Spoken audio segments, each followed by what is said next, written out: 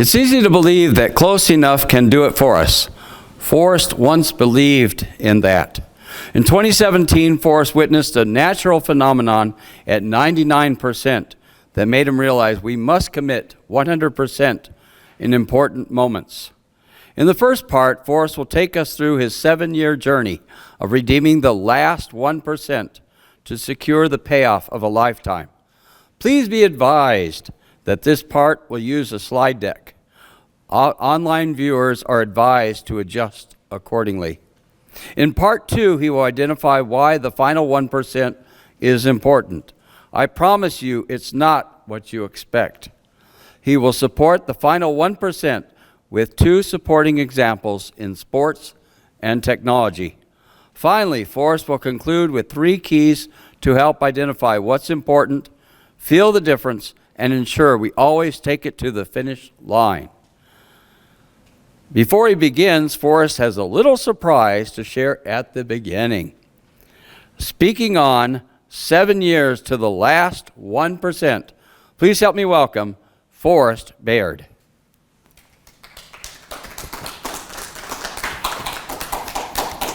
All right.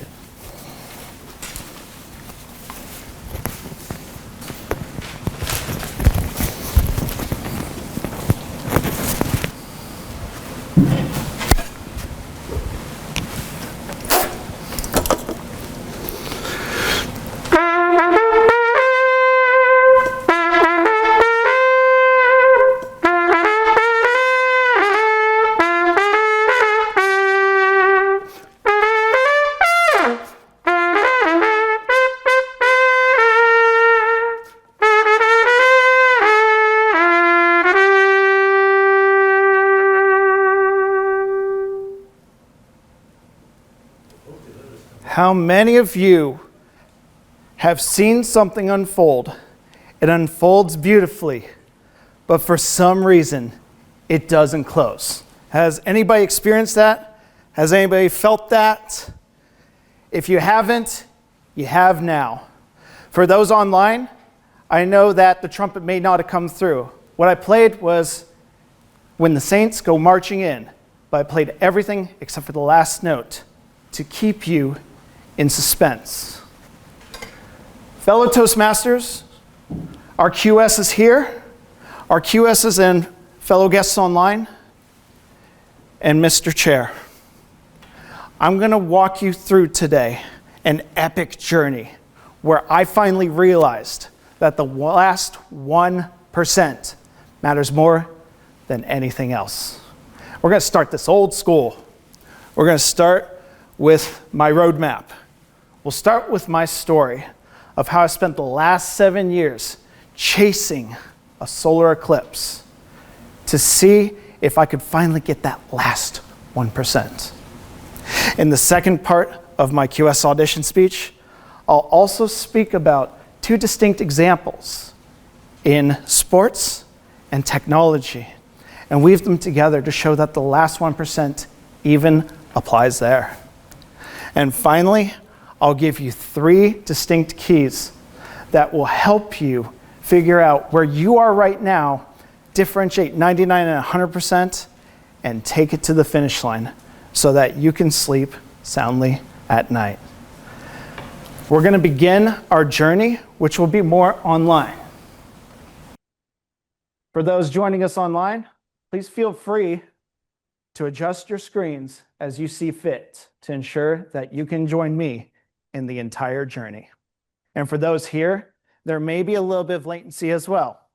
So I ask you, please be patient with the slide deck changing. Let's begin our journey. There were 2 eclipses this past decade. One going from the beautiful Pacific Northwest, where I lived, down to South Carolina. And the second one would happen 7 years later, starting in Mexico, going through the eastern United States, and finally through Canada.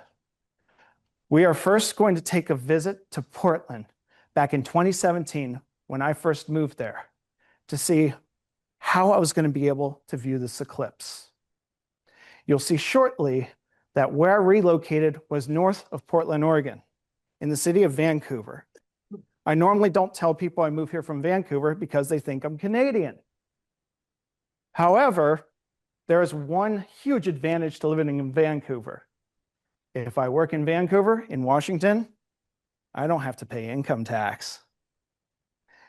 And then if I go to Oregon and go shopping, I don't have to pay sales tax. As you can see, I have very expensive instruments. I don't like paying sales tax. But you might be asking, well, why did you move here to California? Now you're paying for both in spades, plus $7 gas. Life is a journey. But on this journey back in the Pacific Northwest, I was able to see the eclipse at 99%. I'm going to show you a couple pictures of what this looked like. You can see these three pictures right here. On the far left was the eclipse at 99%. In the middle, you can see crescents. And finally on the right, more crescents on the ground. I realize it might be a little bit hard to see, so let's zoom in just a little bit more. On the left, you can see those crescent shadows on the ground, and the same against the shed as well. But as everything was coming together, I was anticipating, is something cool going to happen? It did get cool, by the way. It dropped 10 degrees, but it only got to a certain point at 99%. I thought this was still a good experience. This is the first eclipse I've ever seen at 99%, where you can barely see the house below my glasses. I posted my picture online, got a few likes on Facebook and on Instagram, but then I saw pictures at 100%, and my jaw dropped. I thought to myself, oh my goodness, that's what the last 1% looks like? And that taught me a valuable lesson. And this lesson was taught by Mother Nature herself. Good enough isn't enough anymore. You must see the eclipse at 100%. I vowed from that point forward, whenever the next eclipse was, I was going to make sure that I saw it. Luckily, here in the continental United States, we had another eclipse 7 years later. It was going from Mexico up through the eastern United States and into Canada. And it was also in April, in the springtime. But what caught my attention was not the timing of this eclipse. It was the location.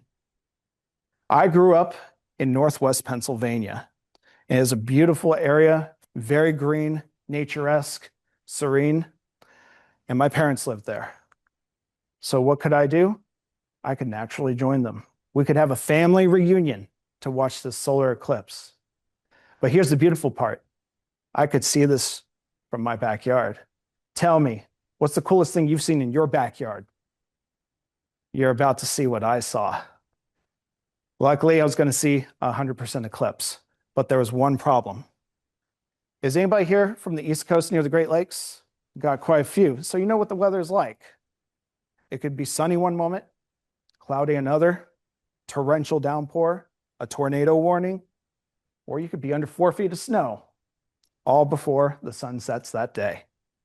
I knew I had to roll the dice, though, because at the end of the day, if I didn't see it now, the next one in the United States would be 20 years down the road. We had to make this happen. As I approached Pennsylvania, I spent my Friday getting in, Saturday exploring the town, Sunday checking the view to make sure I could see the solar eclipse in the rightful spot at 3:18 or 3:17. And then Monday was game time. But this is what I woke up to. I slept in a little bit late, and at 11 a.m., it was already hazy outside. My parents told me it's foggy, and it's not going to get any better. But what did I say about Mother Nature in the Great Lakes? It's unpredictable, and it can be unpredictable for better or for worse. And in my case, 2 hours before, it got a little bit better. The skies were clearing up. You could see the sun at the very top. And I had my two cameras ready, one to capture the phases of the eclipse, and then one to capture it in its totality. I was optimistic. My dad and my best friend Jeff, not so much. They were the pessimists. They're the ones who kept me well grounded, saying anything can change at any moment. And what do you think happened 1 hour later? Anybody want to take any guesses? Well, That's because you saw the speech. No cheating, please. It got hazy. Mother Nature decided to blow some smoke my way, and you could see the haze there over the sun. But this was a very interesting opportunity, not one that I had anticipated. You could see part of the moon eclipsing the sun with your bare eyes. And I do not recommend that, by the way. Never do that if you're in a clear skies area. Don't look at an eclipse with your bare eyes. You will damage your retina. But we had enough haze that I could see it. And as the clouds were rolling in, about 15 minutes before, we had full coverage. My best friend said, let's call it quits. And my dad, who was ailing and on his last leg, wanted to conserve his energy. So he went back inside and he decided that he was going to wait until a couple minutes before. But what do you think happened 3 minutes before the eclipse? A Moses moment where the clouds parted.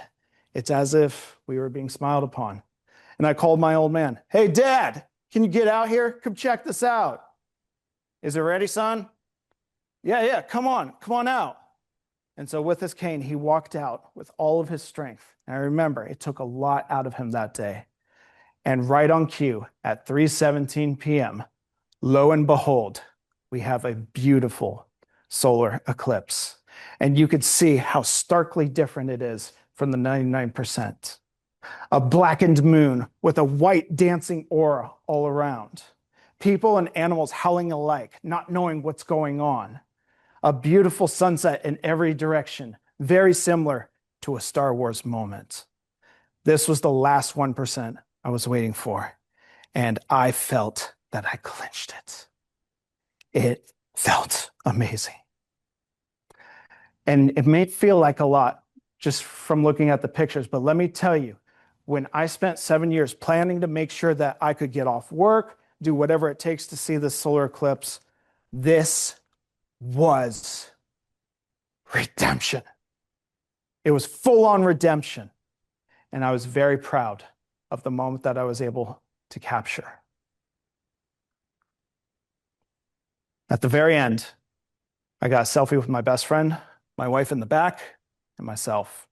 My mom and dad were unfortunately too tired to stay for that moment. But I figured it was a great way to celebrate. But don't let Jeff's smile fool you. He was very pessimistic up until 3 minutes before. And I remember after he took that selfie, I had some choice words for him. Normally, I don't turn my back to the audience, but I need to get out this aggression. Yeah! In your face! Oh, that felt good. I had to rub it in his face because he said the probability wasn't there, but I said the possibility was there, and the possibility won that day. The only thing that could have made that picture better is if my old man and my mom were in that picture as well. Shortly after, about 4 months later, my dad passed away. And 8 months later, my mom would join him as well. But let me tell you something. If there was any way to spend a final family get-together, this was the most epic way of doing it. Watching a beautiful solar eclipse from my backyard. What do you think the core difference is between the last 1%? I can tell you, it is not something that you can measure. It is something that you feel. You feel this because you know that when something beautiful is happening, you want to see it through to the very end. And I know that we have had a lot of situations that we've seen either third person or first person in which that happened. We're going to transition now and go a little bit more old school with the flip chart. And I prepared a couple examples, and I want to encourage you to participate. This includes you online as well. Go ahead and throw it in the chat. The first example is Super Bowl 42. Who remembers when the Patriots took on the Giants? And what happened? Just shout it out. New England won. New York won. New York won. New York absolutely won. The helmet catch. The helmet catch. My goodness. Yep. Anybody remember that? How many seconds were on the clock when that happened? Do you remember? Seconds. I wanted to say 7, 8, something like that. How many? 36 seconds left in the fourth quarter. And this was their final statistic, 18-1. 18 wins, 1 loss. And which game did they lose? The one that counted. The Super Bowl. The one that would take them all the way so they could replicate the Miami Dolphins. Yep. They didn't make it. You could argue statistically that they were winning 99% of their career, probably even more than that. But the last 1% was where they fumbled, and it was the one that counted. And it was where they would be remembered as the football team that almost had a perfect record, but lost it with 32 seconds left in the final quarter. However, you can give the Patriots some credit. They actually learned from this, and they turned it on the Falcons several years later. Yep. But let's get to a more serious example. The 1999 Mars Climate Orbiter. Who remembers this? What happened in 1999 when NASA sent an orbiter to Mars? Kaboom! It crashed. And why did that happen? They miscalculated on the thing.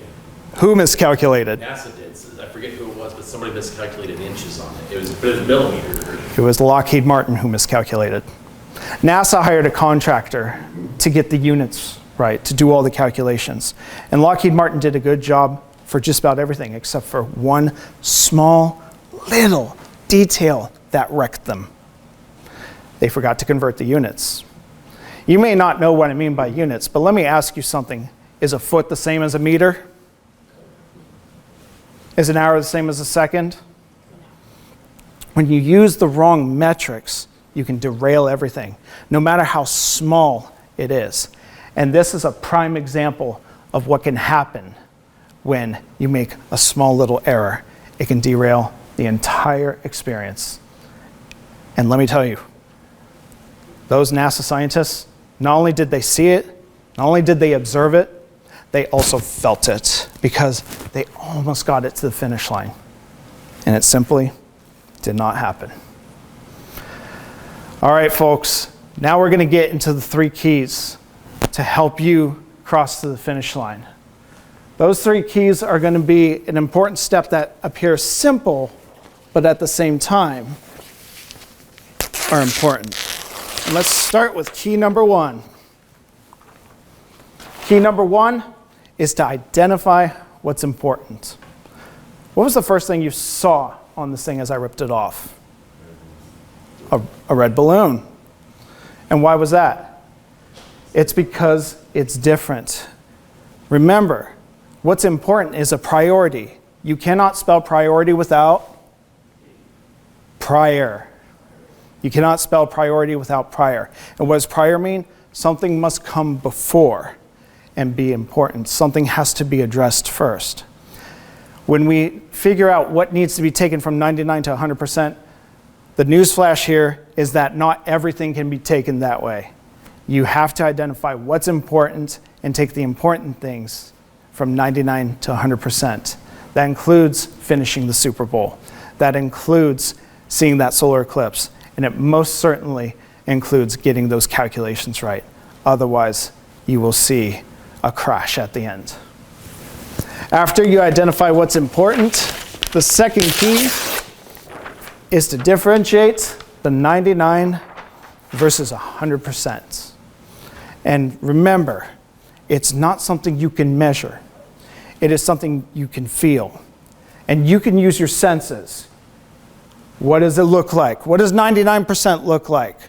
What does 100% look like? For me in the eclipse, a 99% eclipse looked like a mostly covered sun, but there was no aura. There was no sunsets in every direction. 100%, that brought everything together. That's what it looked like.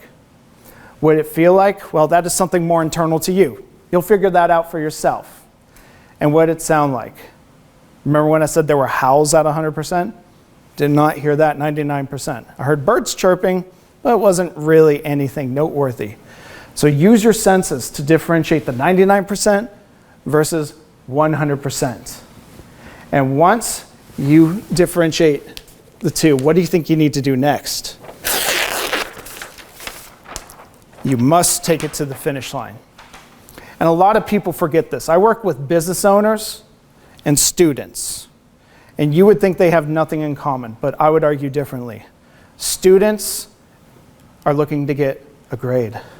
Business owners, more money. But they both have to put in the work. And you'd be surprised when I work with both how much I have to herd them and say, you need to get through the finish line.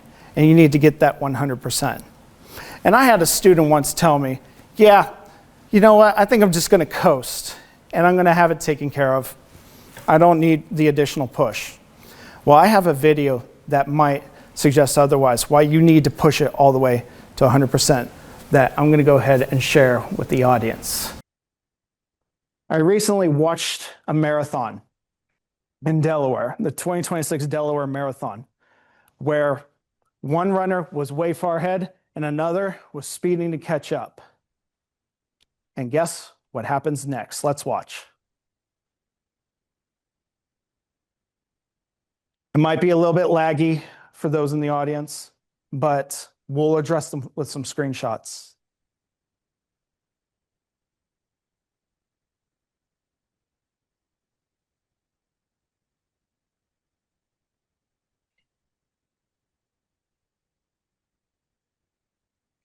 The video was a little laggy, but luckily we have some screenshots to refer to. On the left-hand side, you see the second runner. Might be a little hazy as well. And the first place runner was celebrating, saying, I got this. But then what happens on the end on the right-hand side? The second place runner gets first place at the very end. He eclipsed the original first place runner. And the person who was leading for 99% and beyond had to settle for second place.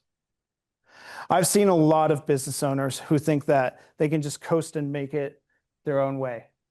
And I got to tell you, it really irritates me when I see these business owners thinking that they can just get so close to the sale, but then they don't have to do anything. They get somebody's attention, they have meeting after meeting with them, and then what happens? They get spooked. And I don't know why. It's as if they're afraid to finish things. And I pondered about this for a little bit. And what I recognized is that some people are afraid of success. And it's a natural reality. Some people are, in fact, afraid of success. But why? What's the underlying reason?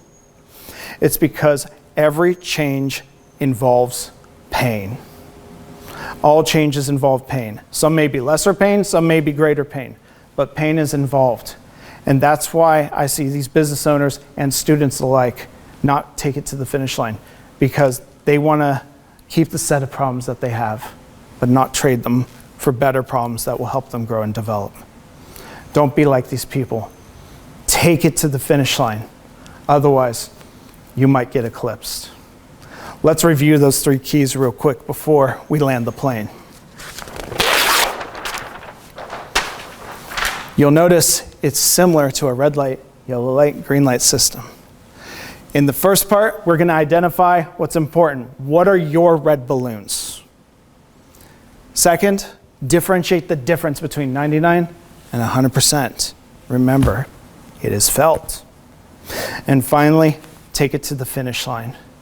Because if you don't finish what you start, that will be replaced, most likely, with regrets. As I close out, I have some unfinished business that I would like to address. Remember that song I played in the beginning?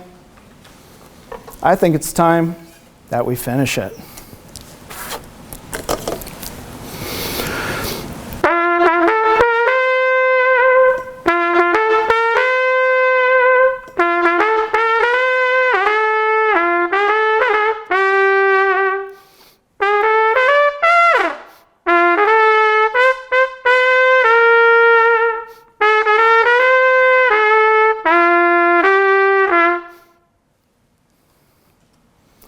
Take it to the finish line. No matter what you start, for things that are important, take it all the way. It's not the Saints go marching in anymore. It's the saints go marching into the finish line. And that's the way you want to treat what you value as important. So think about those things that we've talked about.